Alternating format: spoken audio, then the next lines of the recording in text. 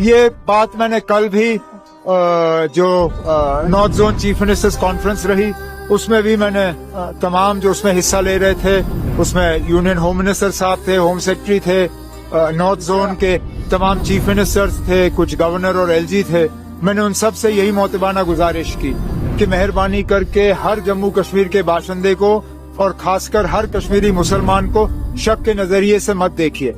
जो इस हादसे के लिए और जो खासकर दिल्ली में ब्लास्ट हुआ है, जो उसके लिए कसूरवार हैं, उनको पकड़ के सख्त से सख्त सजा दी जानी चाहिए।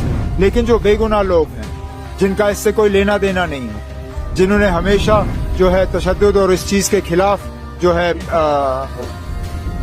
अपनी आवाज बुलंद की, उनको मेहरबानी करके इस दायरे में मत लाइए। ये मैंने बात की है और उम्मीद करता हूँ कि इस बात पे अमल होगा। जो टेलर की फैमिली है वो चाहते हैं कि कोई हमें पुलिस से नौकरी मिलनी चाहिए क्योंकि ये बेगुनाह था। उनको कौन?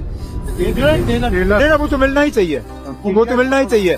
इससे पहले एसआरओ होता था, एसआरओ का नाम बदल दिया गया है लेकिन स्कीम वही है। जो लोग ऐसे हादसे में मारे जाते हैं उनको एक नौकरी जो है कॉम्पनसेशन के तौर पे दी जाती है।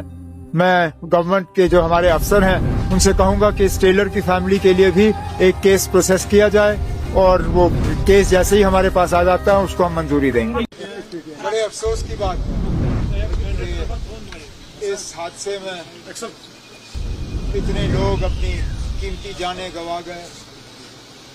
उसमें पुलिस के, एफएसएल, सिविल इंतजामिया के और वो लोग भी जिनका हुकूमत से कोई खास लेना देना नहीं। एक बेचारा टेलर, फोटोग्राफर और फिर कई सारे यहाँ अस्पताल में जख्मी। कैसे हुआ, क्यों हुआ, तहकीकात शुरू की गई है। उम्मीद करता हूँ कि जवाब लोगों को मिलेंगे क्योंकि ये नहीं होना चाहिए था। इतनी बड़ी क्वांटिटी एक्सप्लोजिव्स की यहाँ लाई गई, किन हालात में लाया गया, किन हालात में रखा गया, किन हालात में उसको डील किया जा रहा था। अब आहिस्ता आहिस्ता इन तमाम सवालों के जवाब जो हैं हमें हासिल होंगे। लेकिन फिलहाल मैं तो सिर्फ उन तमाम घरों के साथ हमदर्दी और ताज़ियत का इजहार करने, जिनके इस दुनिया में रहे नहीं, और फिर जो हमारे जख्मी हुए उनका हाल पूछने के लिए मैं बिलखसूस यहाँ अस्पताल वालों का, ये उजाला सिग्नल्स का जो अस्पताल है, इनका शुक्रगुजार हूँ क्योंकि सबसे पहले ये पहुँचे।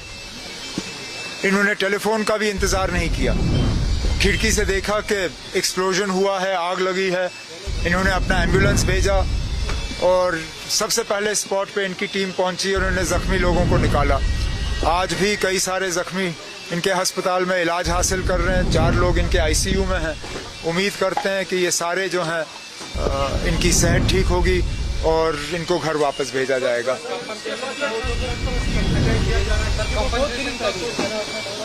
अब कॉम्पनसेशन का हमने पहले ही किया है।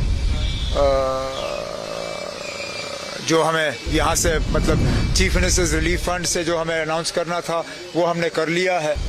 इसके बाद जो मकानों को नुकसान हुआ है, स्ट्रक्चरल डैमेज, एमएलए साहब ने मुझसे उसके बारे में बात की। उसके लिए भी एक केस तैयार किया जा रहा है। जितना प्रोसीजर के तहत हम दे सकते हैं हम दे देंगे। बाकी क्योंकि ये पुलिस स्टेशन में ब्लास्ट हुआ है, उम्मीद की जाती है कि जो फंड्स होम डिपार्टमेंट के पास हैं और खासकर जो फंड्स हमारे तरफ से एलजी साहब के पास रखे जाते हैं, जो फंड उनको दिया जाता है, उस फंड में से भी इन मकान मालिकों को कुछ पैसा मिलना चाहिए ताकि जो नुकसान हुआ है उसको ठीक किया जा सके।